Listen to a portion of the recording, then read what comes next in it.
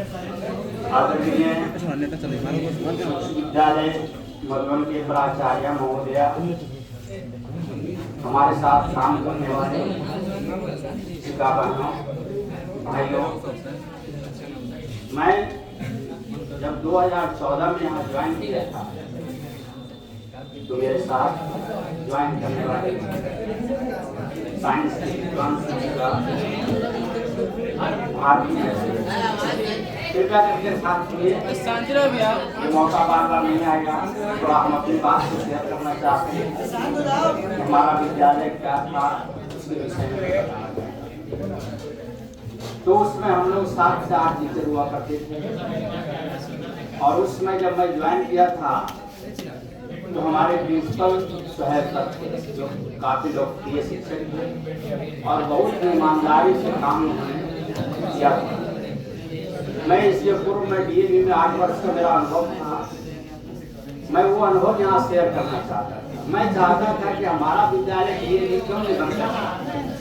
कृपया करके शांत सुनिएगा, 5 मिनट शांति। तो मैं यही मेरा उद्देश्य चाहता था कि मैं अपना विद्यालय को एज ए प्राइवेट स्कूल बना दूं और मैं उसी उद्देश्य के साथ मैं जब भी विद्यालय आता था तो मेरे दिमाग में यही रहता था कि मेरा विद्यालय डीएवी क्यों नहीं हो सकता। और यही बात आज तक मुझे यही सोचता था। जब मैं यहाँ ज्वाइन किया तो फिजिकल का नॉलेज मुझे डीएवी से ही था और मैं कार्यरत टीचर था। मैं MHRT राजस्थान का खिलाया हुआ था। वॉलीबॉल का मैं कोच भी रह चुका हूँ बिहार राज्य का। ये सारे अनुभव मैं शेयर करना चाहता था अपने विद्यालय के साथ। जब मैं यहाँ ज्वाइन किया तो वहाँ बच्चे बहुत थे, उसमें भी बच्चे थे और बहुत लोग यहाँ पढ़ाने वाले शिक्षक थे। खास करके भारती मैडम उसमें हमारे सहयोगी थी और बहुत ईमानदारी पूर्वक पढ़ाती थी। राजकुमार सर थे, आपके सुहेल सर थे, गौतम सर थे, रामबाबू सर थे, हमारे विशेष कलीग राकेश सर थे, सीमा मैडम थी। ये लोग सभी तत्पर रहते थे पढ़ाई में कोई तरह का। मैं जब आया तो असेंबली में अलग रूप माहौल देना चाहा। जो मैं आज अच्छा सोचा मैं डीएवी बनाऊं स्कूल को, तो मैं स्वयं सबसे कहा सर ड्रम को ला दिया जाए, क्योंकि first impression is the last impression होता है। हमारा जब 0 पीरियड लगता था तो मुझे लगता था कि 0 पीरियड ऐसा किया जाए कि दिन भर हमारा उसी प्रकार से चलता है। तो हमारी बात उन्होंने माना और फिर ड्रम मंगाया गया। ड्रम बजता रहा और बच्चों के बीच में अलग मैसेज दिया। साथ साथ जब मैं यहाँ ज्वाइन किया था तो इस विद्यालय का खेल में 0 था। खेल के प्रति रुझान नहीं था। मैं सोचा कि मैं जहाँ से ट्रेन किया था बोला गया था कि अपने जीवन में 2 बच्चे को कम से कम स्टेट लेवल का खिलाड़ी जरूर बना। मेरे दिमाग में एक कठोरता रहता था कि हमारे इंस्ट्रक्टर ने ये कहा है कि जो तुम ट्रेनिंग करके जा रहे हो तो अपने विद्यालय का 2 बच्चा कम से कम स्टेट लेवल का खिलाड़ी जरूर बना। मेरे यही दिमाग में बना रहता था। थोड़ा सामान का कमी था, लेकिन लड़के झगड़ करके किसी भी तरह से मैं सर को समझा बुझा करके खिलाने का काम करता था। कबड्डी में तो कोई सामान की जरूरत होता नहीं था, केवल चुना और लाइन खींच दिया हो जाता था।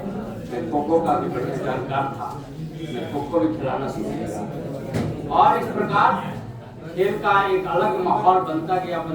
जब माहौल बन गया तो मेरा काम सत्येंद्र सर ने ठीक ही कहा कि भाई आपका प्लेटफॉर्म यहाँ बना हुआ है, फिर आप जहाँ जा रहे हो प्लेटफॉर्म बनाना पड़ेगा। ये बात तो सही है कि हमारा जब प्लेटफॉर्म बन गया 6-10 साल में प्लेटफॉर्म बनता है और हमारा बच्चा स्टेट तक खेलने भी गया। हो सकता था ऐसा 2-4-5 बच्चा का रुझान ऐसा था कि हमारा बच्चा वो राष्ट्रीय लेवल का तक पहुंच जाता। लड़कियां में भी वही बात। जब मैं यहाँ ज्वाइन किया था तो एक भी बच्ची नहीं पढ़ी। तो फिर बच्ची जब आने लगी और बच्ची का भी खेल के प्रति रुझान में जगाया तो मेरा ट्रांसफर हो गया। तो चलिए कोई बात नहीं है। अब रही बात, जब मैं ज्वाइन किया था तो खेल के साथ साथ मैं एकेडमिक को भी सुधारने सोचा था कि खेल अगर हमारा सुधर जाएगा तो एकेडमिक अगर सुधर जाएगा तो मेरा भी डीएवी मेरा भी स्कूल बन सकता है। और इसके प्रति मैं लगातार काम करता रहा और इस बीच में कुछ प्रिंसिपल बदले, कुछ नए आए, कुछ पुराने भी जो मैडम है इनका भी सहयोग बहुत है। तो कुछ ऐसा हम लोग का ऐसा विभाग है कि कुछ समझाना पड़ता है। और खेल खास करके खेल जो है एक रीढ़ का काम करता है, बैकबोन होता है। तो मैं अब तो मैं छोटी बड़ी बात हो जाएगी तो मैं ज़्यादा तो आप लोगों से कुछ खाना शेयर नहीं करना चाहता हूँ। मैं इतनी कहना चाहता हूँ कि आप पढ़ाई के साथ साथ खेल भी जरूर खेलिए और डिसिप्लिन मेंटेन करना है। सारे शिक्षक बंधुओं से मेरा निवेदन है, खास करके जो भी प्राचार्य हैं अभी आने वाले प्राचार्य जो बनेंगे उनसे भी मेरा निवेदन है कि आप जितना एकेडमी पर सुधार करिए उतना खेल पर बच्चों का ध्यान दीजिएगा, तभी आपका स्कूल का विकास होगा। हमारा स्कूल का नाम आप लोग जानते होंगे कि जब मैं खेलने जाता था मधुबन, तो मधुबन का जब टीम उतर जाता था तो लगता था कि नहीं ये भी वो टीम आ गया और ये भी टक्कर का टीम रहता था, लोग वहाँ डरता था और मैं वहाँ लड़ने का भी काम करता था। अगर कोई बच्चा हमारा सीनियर बच्चा अगर आ गया किसी तरह से उतार दिया, हमको बोल जाता था सर ये तो ओवरवेट है या बच्चा हमसे ये करेगा, तो मैं जाकर के अधिकारी को कहता था कि सर बच्चा इसका आई कार्ड देखा जाए, इसका डेट ऑफ बर्थ देखा जाए और मैं वहाँ लड़ने का भी काम करता था, जिसके कारण मेरा स्कूल का नाम वहाँ ये आपका जिला में नाम हो जाएगा। अब मैं खास करके यहाँ के जितने भी जो बच गए हैं शिक्षक बंधु से मेरा निवेदन है कि सभी एकजुट होकर के काम करेंगे तो हमारा विद्यालय बिल्कुल सेंट्रल स्कूल बन सकता है, डीएवी बन सकता है। और इसी शब्दों के साथ मैं जब यहाँ ज्वाइन किया था तो बहुत सारे ऐसे बच्चे थे जो पॉलिटेक्निक नहीं जानते। मैं जब आया था तो अपना पैसा खर्चा करके पॉलिटेक्निक का फॉर्म भरवाया 2-4-5 बच्चे का, जो अभी बहुत सारे तो लगता है कि वो धर्मेंद्र जॉब में भी चला गया।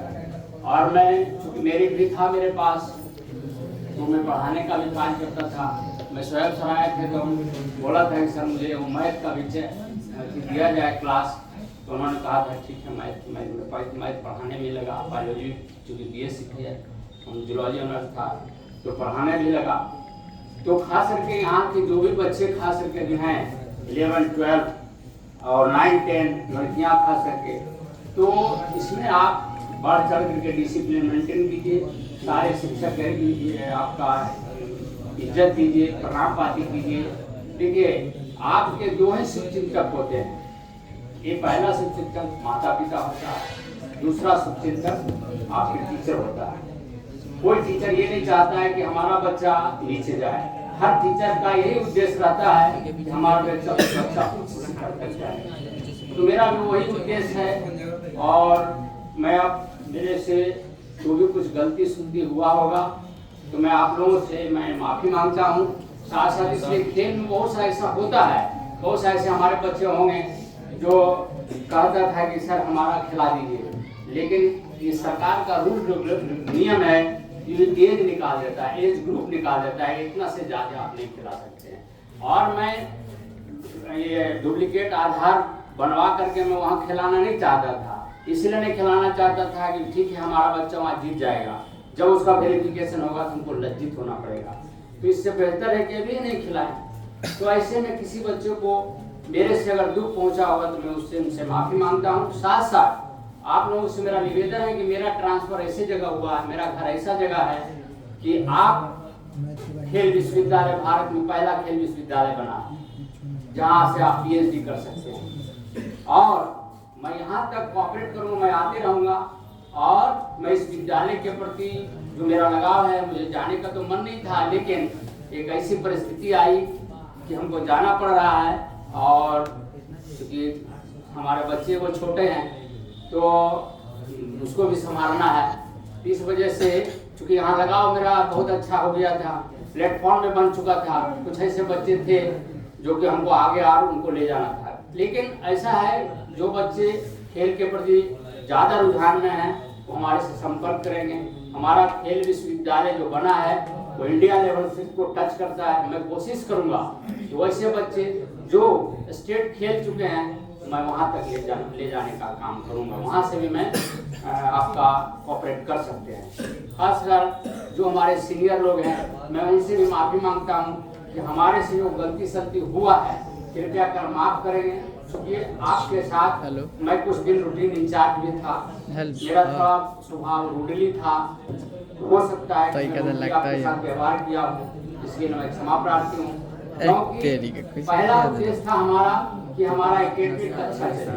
मैडम ने तू कहाँ बड़ा तो हमको अगर क्लास काहे ना आला बच्चे तो हम आते थे, हमको कहते थे क्या, हम देखते थे हमारे बच्चा का क्लास सफर कर रहा है, बच्चा छोटा नहीं है, बच्चे बड़े हैं तो नहीं पढ़ाई होगा तो नहीं रुकेंगे। तो मुझे थोड़ा रूडली व्यवहार करना पड़ता था कि आप जो क्लास है आपका तो आप तो इस सबको ध्यान में रखते हुए थोड़ा जितने भी हमारे शिक्षक हैं, नए शिक्षक बहुत कम समय बिताए हैं, पुराने शिक्षक जो भी हमारे से गलती उनकी हुआ कृपया कर माफ करेंगे। साथ साथ मैं आपको आमंत्रित करता हूँ कि आप हमारा घर ऐसा जगह है कि आप पर्यटक के रूप में आप वहाँ आएंगे तो मैं आपको भरसक पूरा कोशिश करूँगा कि अपने पास रख करके आपका पूरा पर्यटक स्थल घुमाने का भी मैं काम करूँगा। साथ साथ कभी भी हमको याद करिएगा तो मैं भूलूंगा। और जो गलती सलती हुआ है मैं यही छोड़ के जा रहा हूँ, मैं लेकर नहीं जा रहा हूँ। हमारे में ये गुण है कि अगर मैं किसी को भुला जाता हूँ, आज अगर आप हमने कुछ किया कल हम भुला जाते हैं। तो भाई होता है, एक जगह होने के बाद कुछ न कुछ होते रहता है। इसलिए फिर दोबारा सभी बच्चों से भी मैं माफी मांगना चाहता हूँ। हमसे कुछ गलती होगा तो कृपया कर माफ कर देना। और मैं आप सभी बच्चों से मैं निवेदन करता हूँ कि तुम या तो माता पिता के साथ घूमने आओ तो हमको याद करना, या किसी प्रकार कंपटीशन के तौर पर अगर बुलाने के मौका मिले तो जरूर याद करना। मेरा नंबर कभी बदलने वाला नहीं है। और खेल में खास करके अगर कोई भी इस तरह का दिक्कत अगर होगा तो मैं वहाँ का निवासी हूँ जहाँ के मुख्यमंत्री हैं और वहाँ भी हम आपको मदद करेंगे। वहाँ खेल विश्वविद्यालय में भी मेरा पकड़ बहुत अच्छा बनाएंगे, क्योंकि खेल विश्वविद्यालय जो बना है और हमारा जो विद्यालय है दोनों सटा हुआ है। तो मैं खेल अधिकारी से वहाँ भेंट करूंगा। साथ साथ अगर यहाँ के बच्चे चुना के जाते हैं, अगर वहाँ खेलो इंडिया का वहीं पढ़ा है वो खेलो इंडिया में, तो मैं यहाँ के बच्चों को वहीं से आमंत्रित कर दूंगा, वहाँ का भी पार्टिसिपेंट वहाँ हम लिखवा देंगे। इतना पक्का मैं वादा करता हूँ। साथ साथ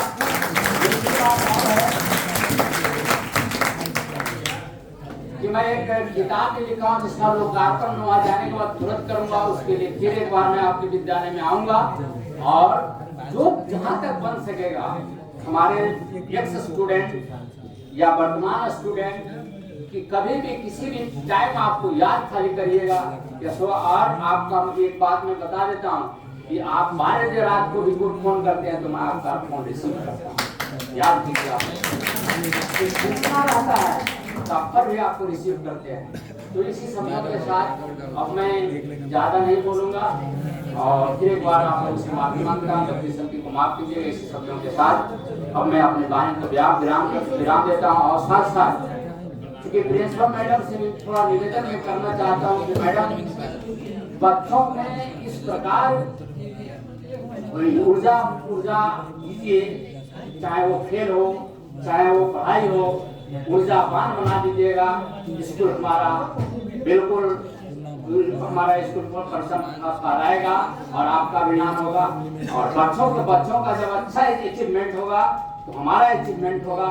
ये मान करके सारे शिक्षक से मैं निवेदन करता हूँ कि ईमानदारी पूर्वक क्लास जाएं और ईमानदारी से सब बच्चों के बीच में पढ़ाएं। आपका ईमानदारी ही बच्चों को उच्च शिखर तक ले जा सकता है। अंत में मैं कहूँगा, जमीन बदल जाती है, आसमां बदल जाता है, बहता है शहीदों का खून, तो देखते देखते इतिहास बदल जाता है।